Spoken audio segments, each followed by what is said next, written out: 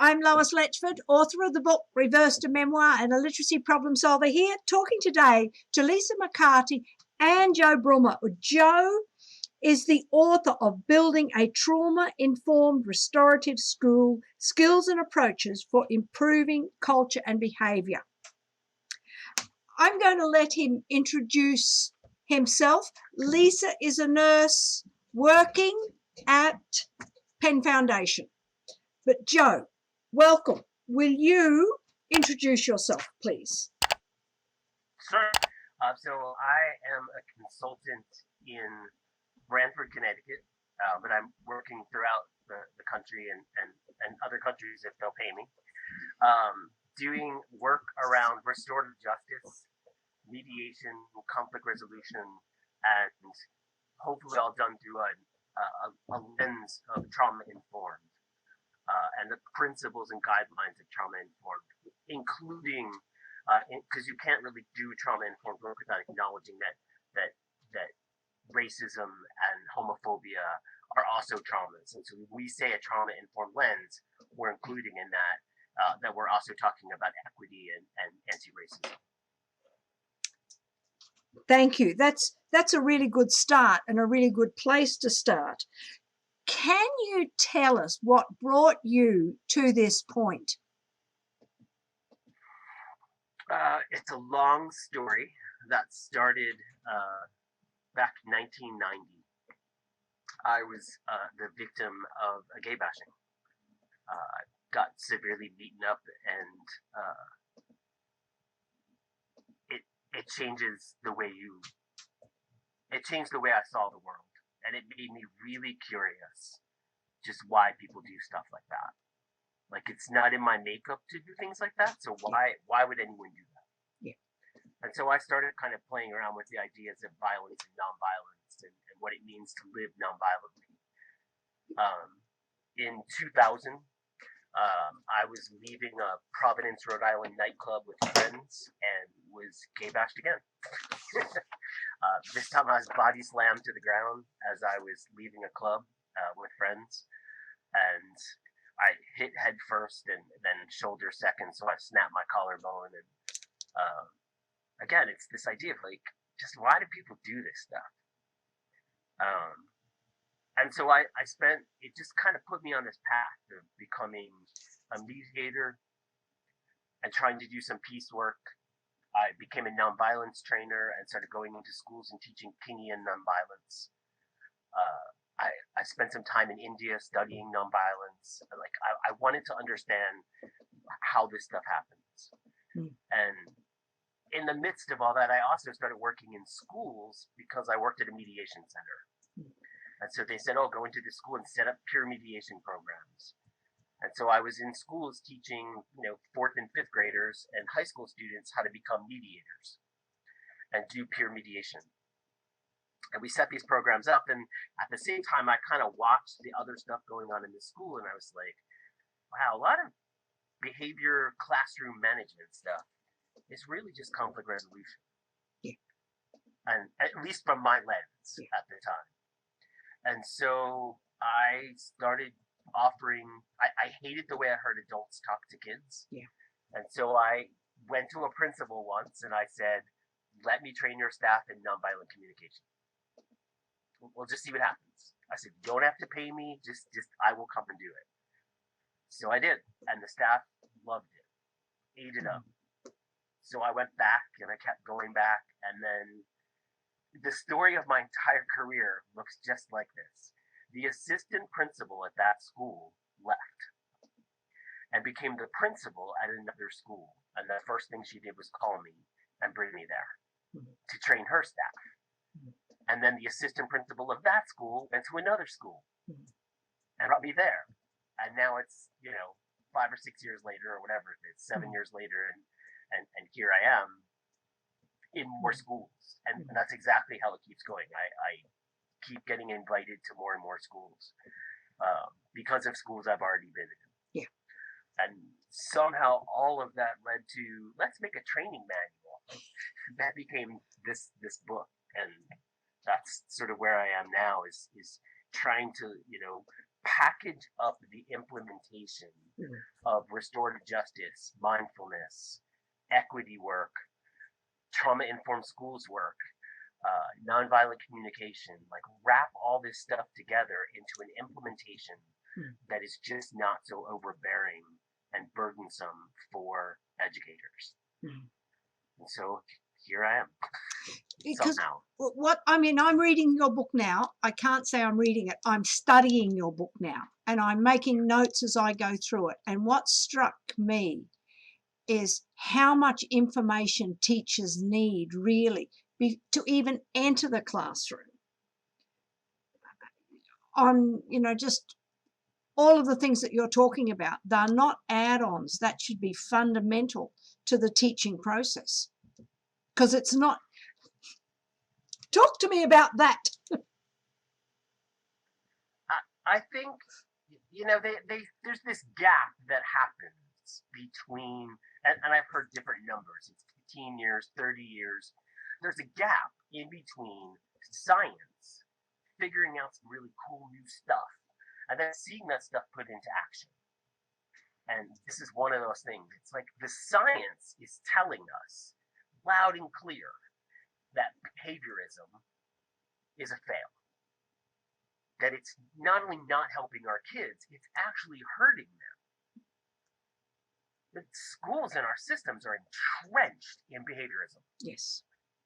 Tokens, rewards, punishments. Yes. Except, and Lisa, we were talking about this before we went live. It's like, oftentimes the kid that's most traumatized and embarrassed by their behavior is the kid with the behavior. And so each time they get in trouble, we act like we don't want to behave. Yeah. And what does that mean to a kid who's trying his hardest not to talk in class, not to get up, not to kick his foot, not to drop his pencil again? He's trying. He doesn't have the skills yet. He's just not there. And so here we are consistently every day embarrassing this kid by punishing him, calling him out for something many of these kids just don't have control because it's not motivation that's in their way. And so until we start catching up with this science, our teacher programs and our teacher preparedness programs aren't teaching about trauma. They're not teaching about restorative practices. They're not teaching classroom management in some places. And so teachers are coming in and then they're like, I love math. I'm going to teach math. And I'm like, you don't teach math. You teach kids math. And I love so you can be excited about teaching math. And with that, you're going to have kids in your classroom, and some of them are hungry. They didn't eat today.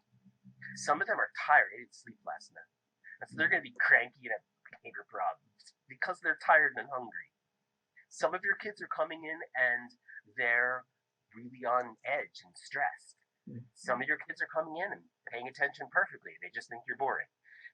All of the above can be true in a classroom. If we don't sort of prepare teachers for that, they're excited about teaching math and science, and then they get into a classroom and go, wait, I have to teach kids. Kids come with baggage. Like, I didn't eat today, or I forgot my pencil. And where does our attention go other than trying to control those kids versus understanding where their behavior is really coming from, and that they're not in trouble, they're in struggle. And that changes everything about how we see what's going on with them. Well, Joe, I think you had mentioned something on a YouTube video that I watched where you said that the teachers need to have a relationship with these kids. And that, if you were having trouble with a spouse, you wouldn't send your spouse to someone else to fix your relationship problems, which I thought was pretty interesting. We send the kids to the principal, or we, send them to the office and say, here, fix his behavior, without looking deeper into what is the problem between the teacher and the child, what's the child's underlying problem. And I thought that was pretty interesting. That they need that relationship, but then people say, well, we don't have a lot of time, and I get that. Teachers are busy, they have a lot of students in the classroom, but if you don't have that relationship, you really don't have you're gonna be spending more time trying to, go. You're on this hamster wheel of things just not working well. Yeah, yeah. Uh, uh, Teachers, I mean, I got that whole thing from an assistant principal I know, Jeff Kenyon, and he showed up in a circle with me. He's like, look, why are adults sending us their behavior problems, expecting we can fix them, and then send them back with an apology? Yeah. It's like we send the kid out of the room to a third party, the principal, the assistant principal, the dean, and we say, fix this, and then send them back with an apology. But the problem is the relationship in that classroom. And that assistant principal can't fix that relationship. And so what we need is a building full of relationships. Yeah. And so Dorothy Vandering and Kathy Evans, who wrote the Little Book of Restorative Justice in Education, they talk in their book about what they call relational ecology. Like, what is the health of the relationships in your building? And when you have a healthy relational ecology, it means that students have healthy relationships with themselves and their curriculum and their teacher. They have a healthy relationship with other students. There's a healthy relationship between staff and administration. There's a healthy relationship between administration, staff, and parents. That's a healthy school when you have that healthy ecology of relationships, so relational ecology. When we're really tracking and paying attention to the quality of relationships, the more relationship focused we get, the more trauma informed that school will be. And the reason for that is because we get hurt in the context of relationship, and we have to heal in the context of relationship. And we don't expect teachers to be therapists or counselors. We expect you to be a teacher. But I expect that when you're with this kid or this child, that when they're behaving in funky ways, that we don't see that as deliberate. We don't see that as a child treading. Like, I have literally met teachers that think their kids stay up till 1 a.m. trying to think of new ways to piss them off. Yeah. Except we know that's not how kids operate. Kids are less, they're a little more spontaneous and in the moment than that. And when kids are struggling, it's not because they don't want to behave. That's a motivation problem. Kids it's not motivation that's the problem. And so when you pull out the punishments and the rewards, they kind of fail because they're the wrong tool in the toolbox. But if they're the only tool you've got, rewards and punishments, well, everything is going to look like something that should be rewarded or punished. Except there's a problem here. When it comes to behavior, which is skill-based, punishments and rewards only motivate kids to use skills they already have. Yeah. It can't motivate them to do something new. Yeah. Doesn't teach that. But here we are with, school discipline systems, which I even that should just be trashed, but we're far from that.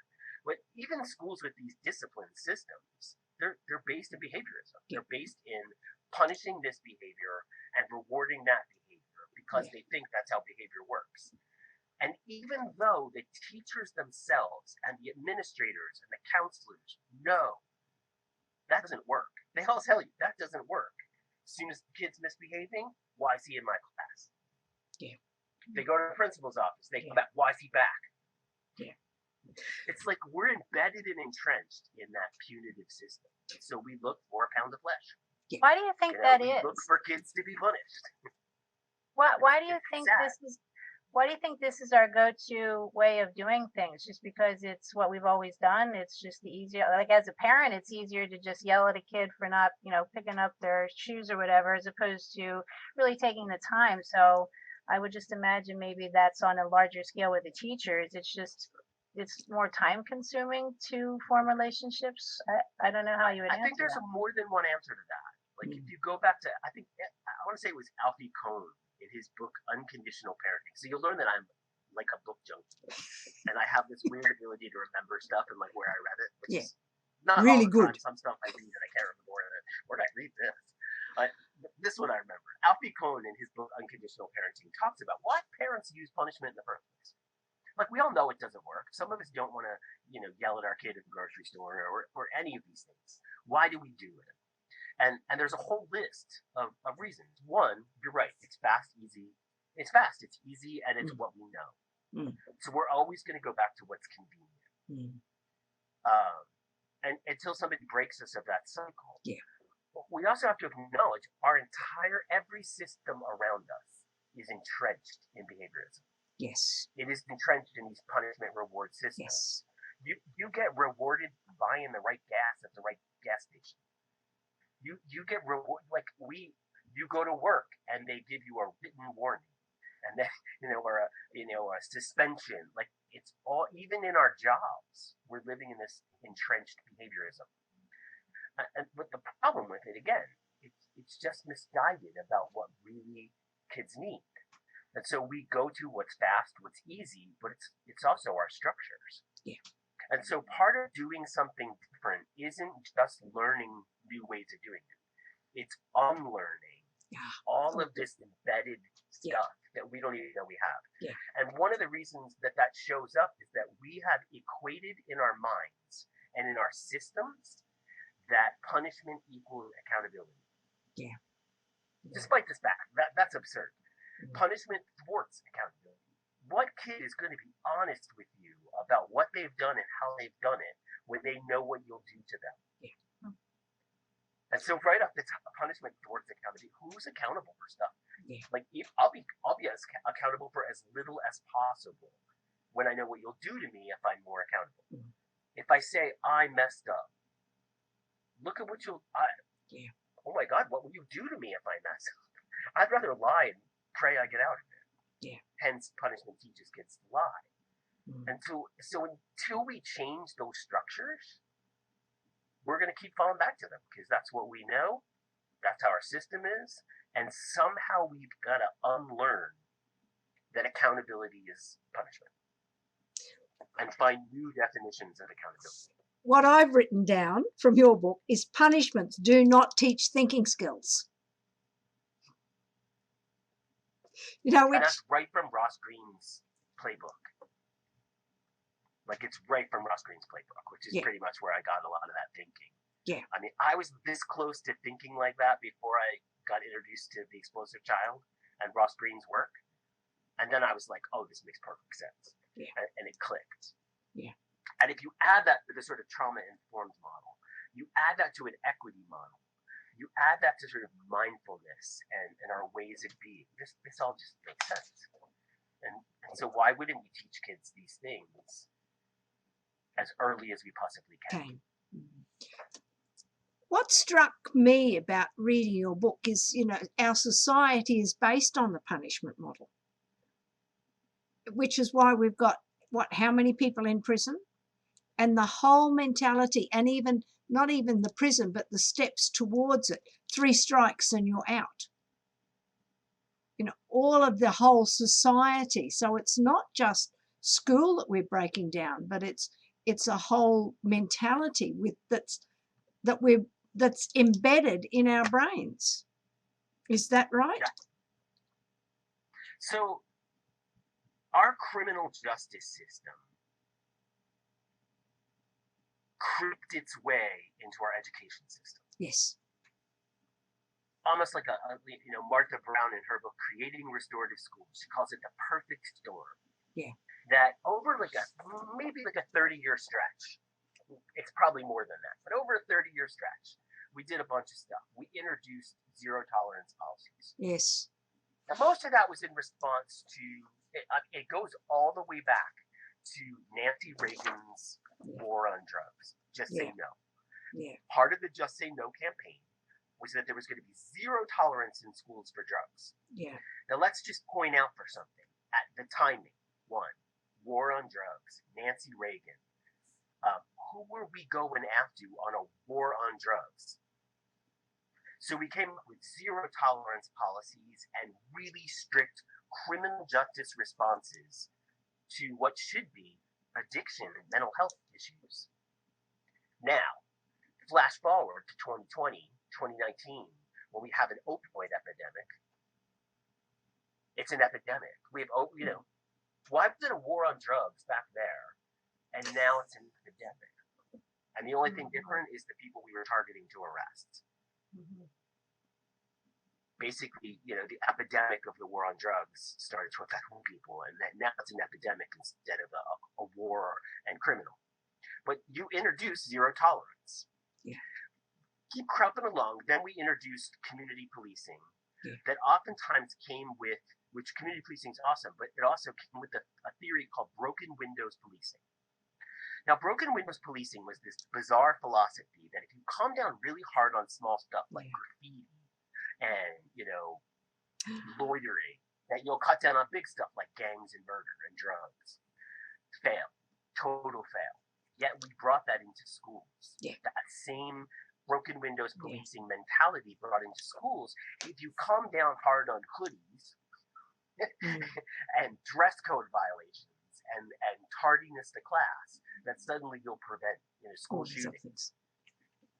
That's literally what people were thinking. So we have the Safe Schools Act, No Child Left Behind, all of these, up and coming laws and policies that got put into place that criminalize children's behavior. Yeah.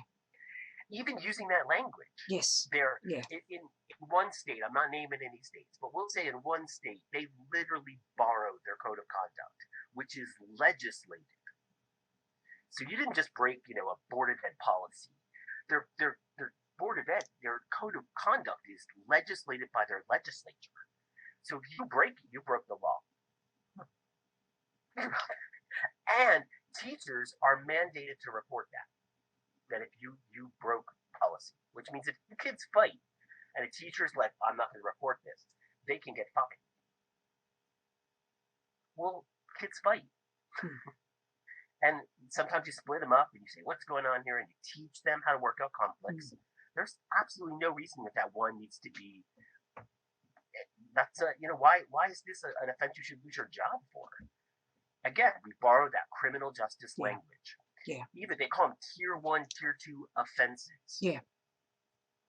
This is out of a criminal justice playbook. Yeah. So basically, we brought in these criminal justice models into schools. Yeah. Added them with zero tolerance policies. Added them with things like No Child Left Behind, Safe Schools Act, no weapons. Even if almost every weapon incident that I've ever been a part of in a school, the kid brought the weapon to school for himself. In other words, to hurt themselves, not to hurt someone else. What do we do with those kids? We punish them. Instead of mental health, instead of, care and support. And so, it's kind of a broken system. And it doesn't help that resources are so sparse that they cut down on, the very personnel that might be able to help, the school psychologists, having nurses there. And I see how the policing of everything has become the focus as opposed to the child and what is the issue or the problem. I work with a lot of dyslexia groups, and I have dyslexia in my family. And one of the issues with those children are they struggle to learn.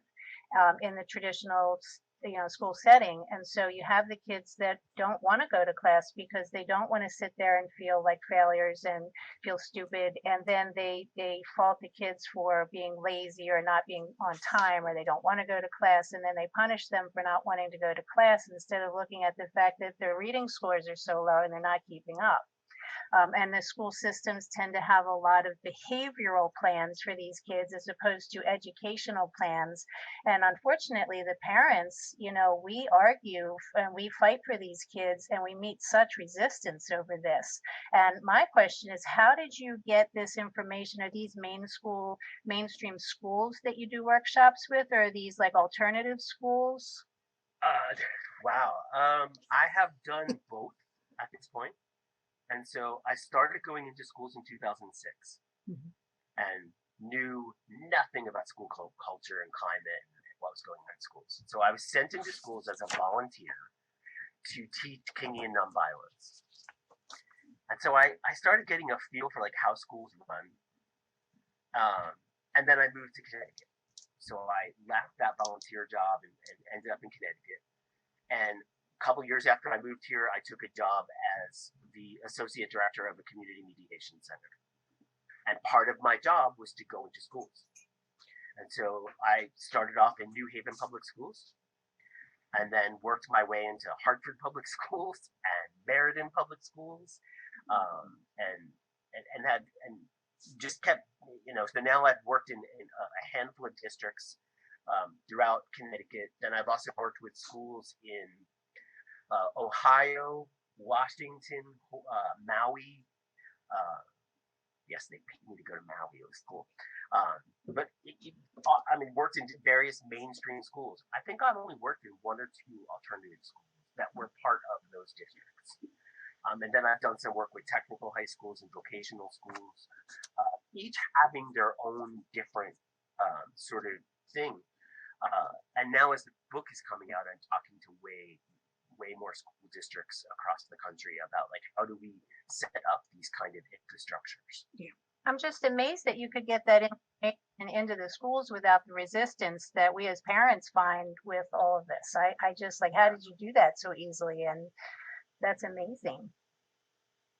Yeah, and I got very necessary. Zero answer for how that happened. If you'd asked me, even 10 years ago, if you'd asked me, in 2010, could you see yourself with a career being an educational consultant? I would have started giggling and laughing. I would have been like, no. Yeah. I didn't like school. Like a lot of young gay kids, I was bullied relentlessly about being too feminine or too whatever. I didn't like sports. I was, I liked Broadway, blah, blah. I got made fun of a lot. I got bullied a lot. So something people don't realize about trauma in schools have a smell. Like a very distinct smell. And I smell it in every building I go in. It's a mixture of like sweaty kids, lunchroom food, and disinfected. It's a very weird smell. But it doesn't even matter what state I go into. They all have this similar smell. And for me, the first couple of times back in 2010, when I first started going into schools, because I had to, I would smell that smell and I'd be like, oh God, why am I here? And because I just hated schools. And so it's funny how you just end up somewhere. And now I look forward to going into schools and working with administrators and teachers and educators. Who knew? Does that work? Weird places. Does that work help you to heal? It sounds like. It sounds like some of your experiences were hard. Yeah, I don't your life. Probably my horse. Work. That's or incredible. New associations with old things. Right. So yeah, that's probably very true. Joe, what stopped you from self-destructing?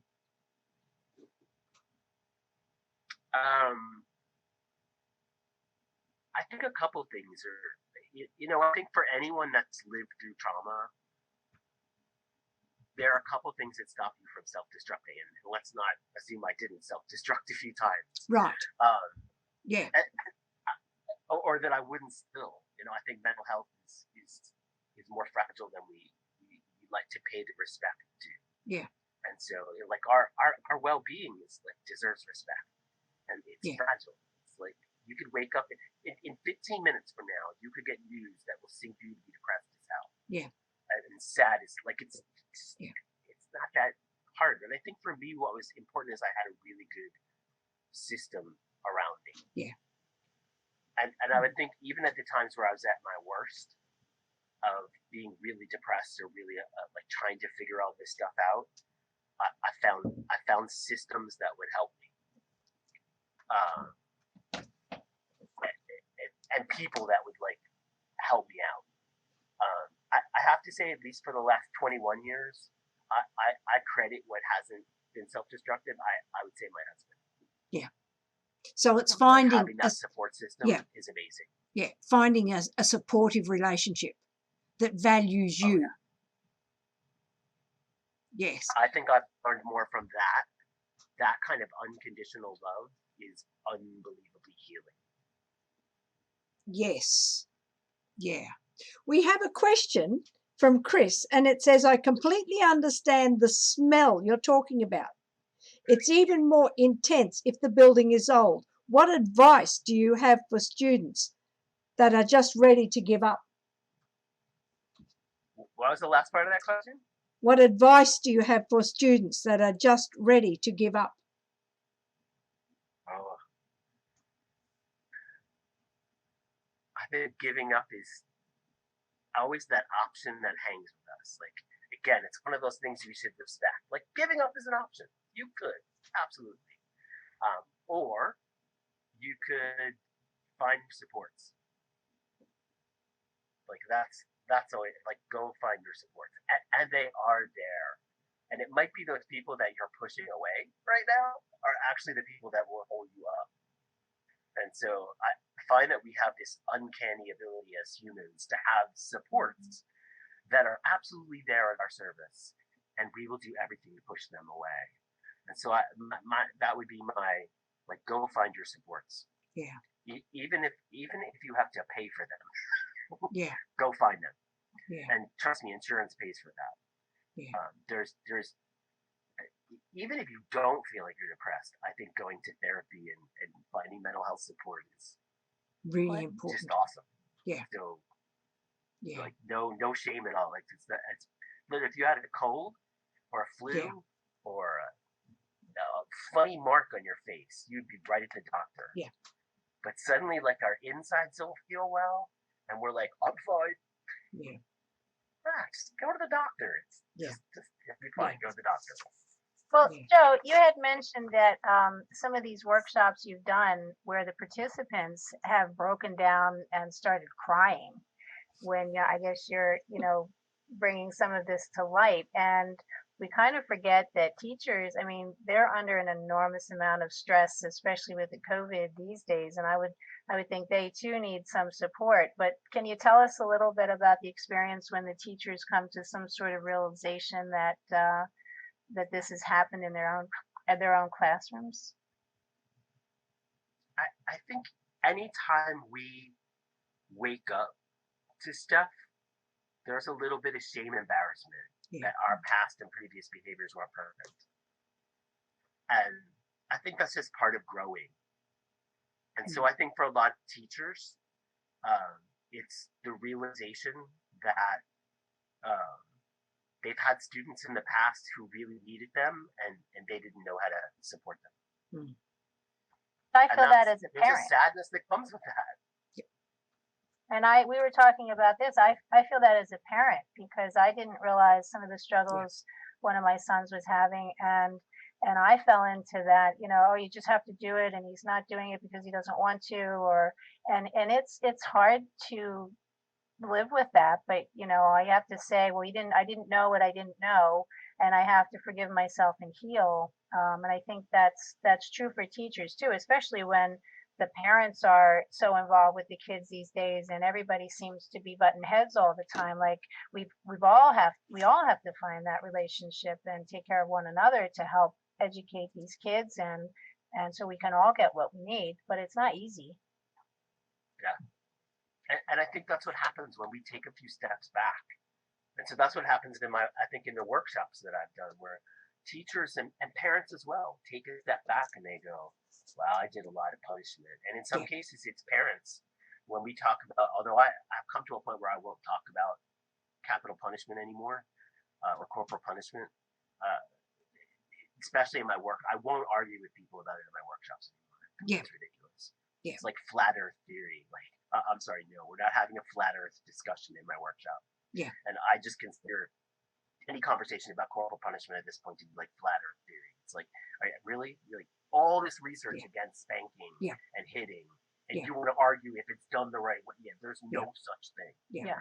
And so it just doesn't exist. It's a flat earth theory. But a lot of times what people do is they come to a workshop, they start really examining how do these ways of being with children impact them. And when you realize as a parent or a teacher or even a youth worker that some of the tactics and strategies that you used to teach discipline actually didn't teach at all what you thought they did, and what they taught was something really bad. Yeah.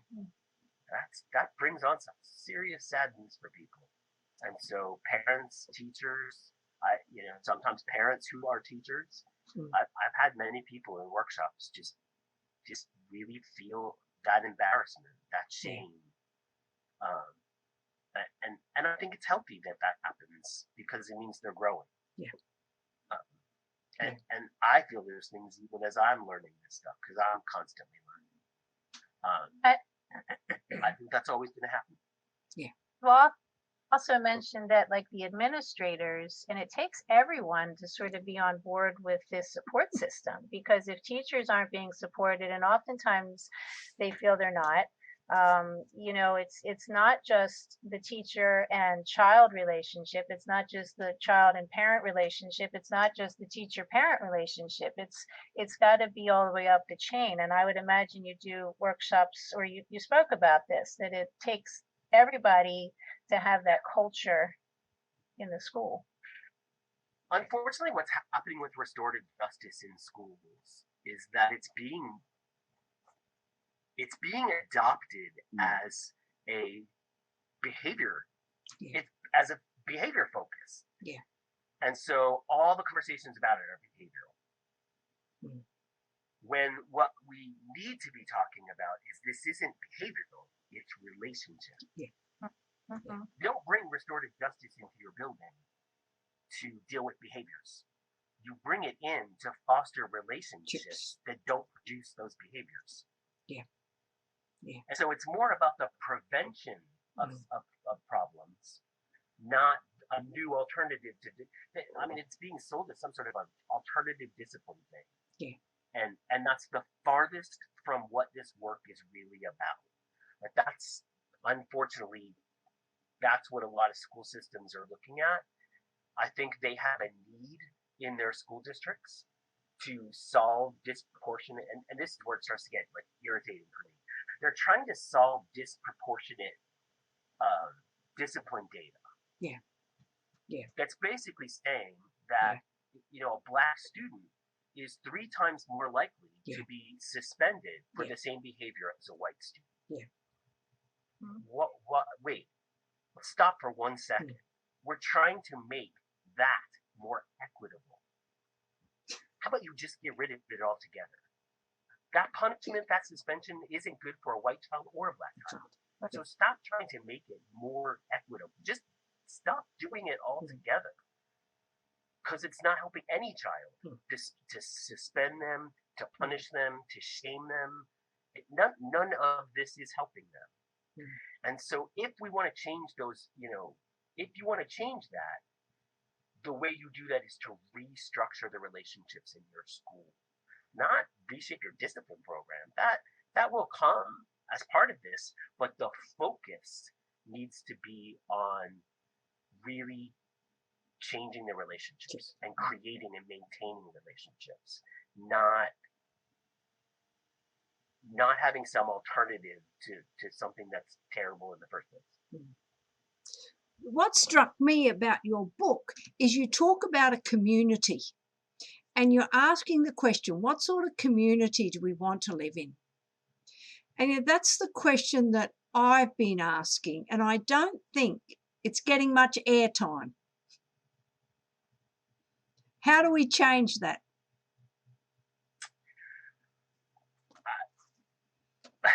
Yeah, that's the what is that, the $64 million question?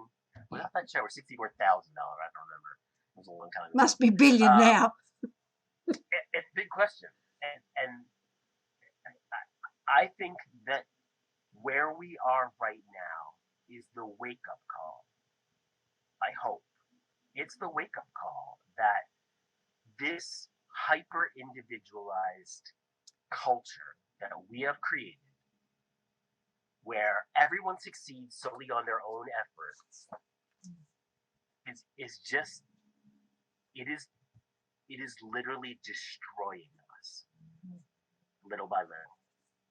And until we sort of go back to the idea of community, that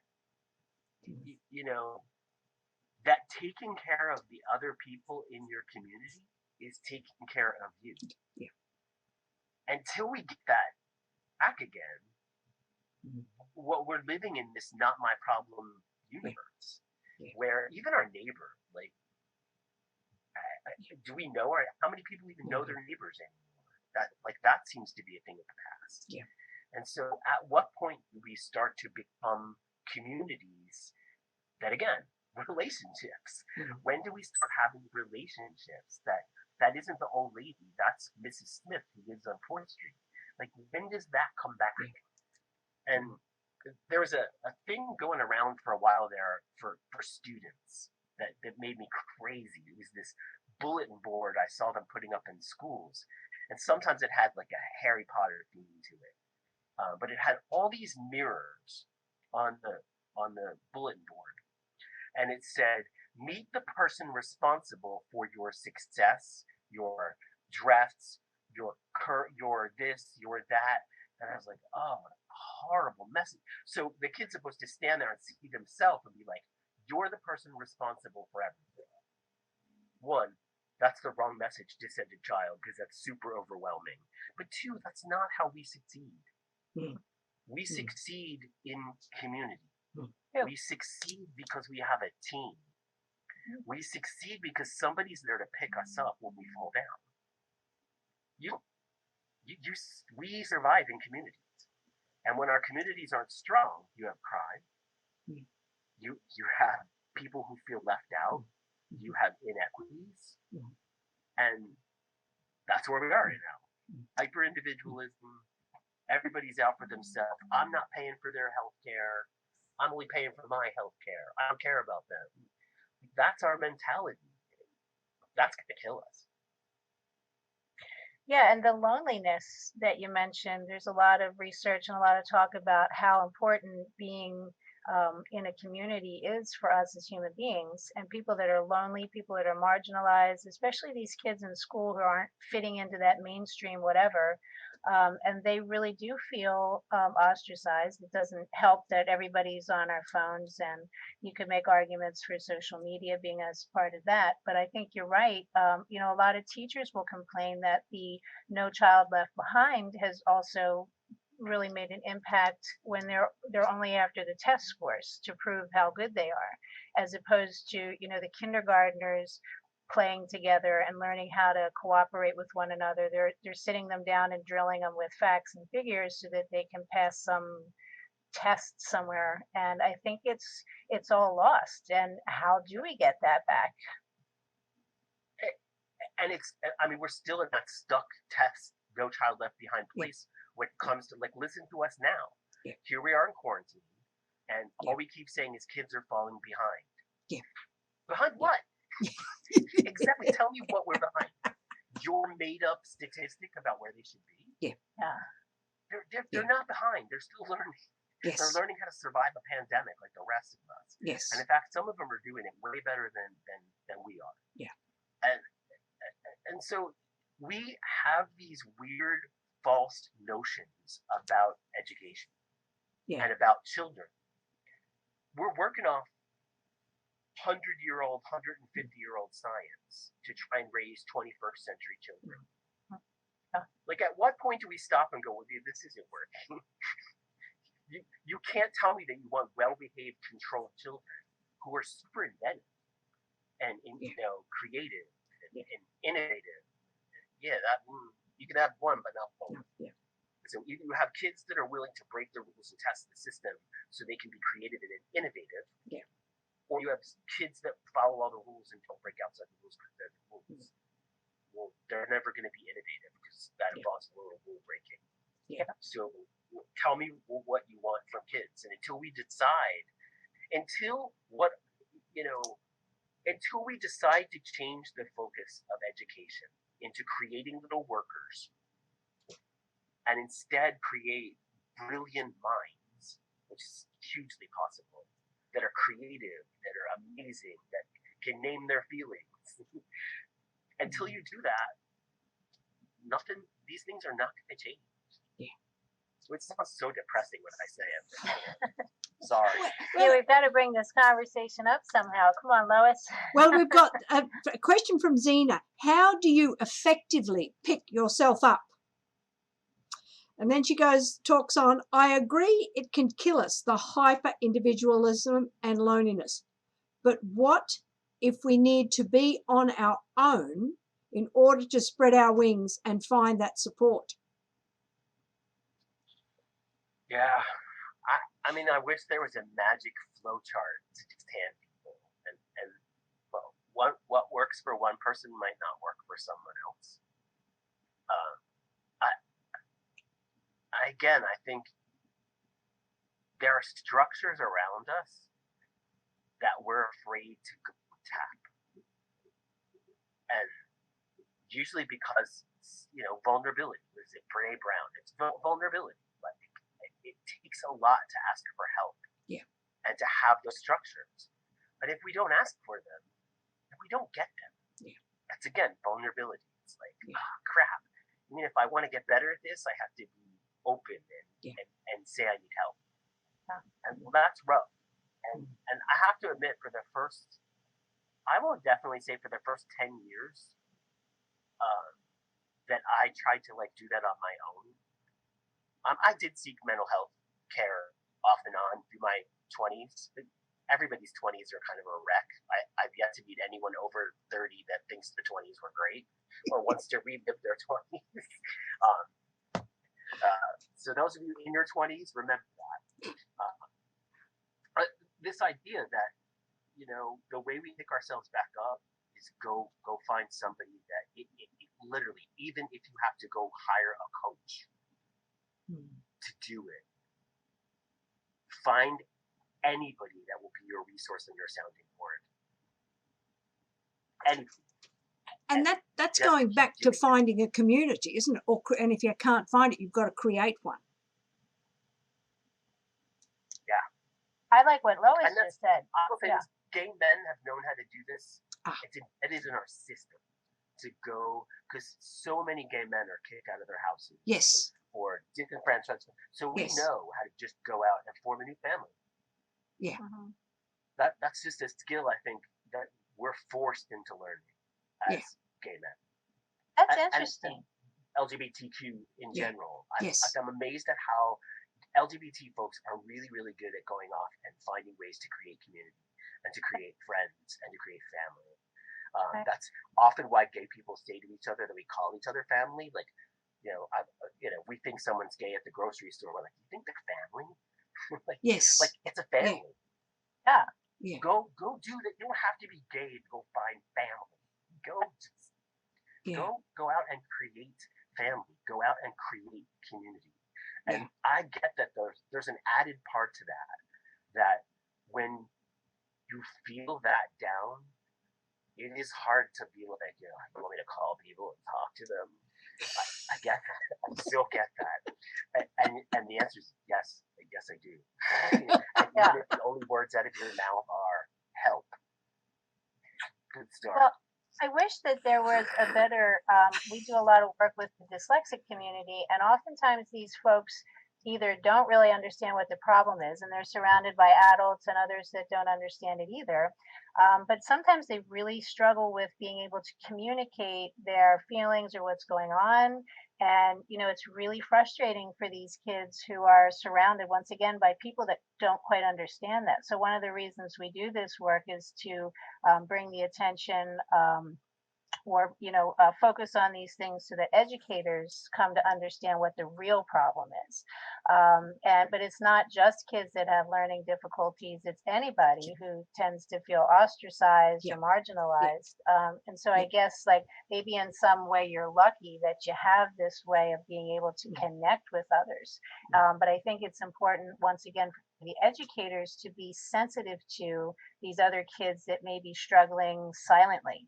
And I think that's where your work is so important. It sounds like, to give these educators that toolbox, if you will, to understand it. And I think it is just that, a toolbox that hasn't existed before, especially for kids with disabilities. And I mean, I come from a family of dyslexics. Although I don't have dyslexia, but my brother does. Yeah. My father does. Mm. I think 2 of my nieces, but I know definitely 1 of my nieces. Mm. And so I saw my brother trying to get help in school with reading and not getting it. Yeah. And because people just Yeah. thought he's a behavior problem. Yeah. Yeah. They didn't say, Right. wow, maybe he's frustrated because he can't read at the level Yeah. we want him to. Yeah. And so, Yeah. how do we get kids the help they need? Yeah. When they're asking for it, we misinterpret their words. Yeah. We say, oh, that's a behavior problem. Yeah. Or that's he doesn't want to work. He just doesn't want to do the work. Yeah.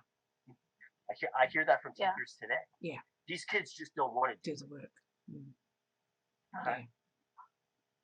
Well, that's why your work is so important. And what is the name of your book again? Do you have it right there? Yes, we do. It is called Building a Trauma-Informed Restorative School. Skills and Approaches for Improving Culture and Behavior. I'm Thank you for doing all that work. I'm going to add to that. I think it's a great book even for parents. Mm-hmm. Just, to read it with the mind, because we parent the way we have been parented. And it's trying to break that cycle. We've got another question. So, in these COVID times, we should point to someone on Facebook or social media. And try to find family community. I guess that can work here and now. I appreciate how the LGBT find family. That's a comment, not a question. It's a happy comment. I like happy comments. It is finding community, and it's creating a community, and that bigger question, what sort of society do we want to live in?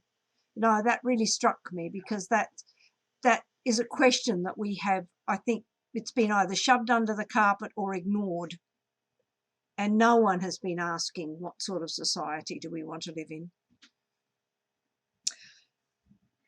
50 minutes has gone by. Joe, would you like to give us a final comment? Yeah, wash your hands, wear a mask. Everyone just stay home, because this will be over faster when you all do. I guess my final, I never thought I would ever utter these words, but buy my book. Yes, do.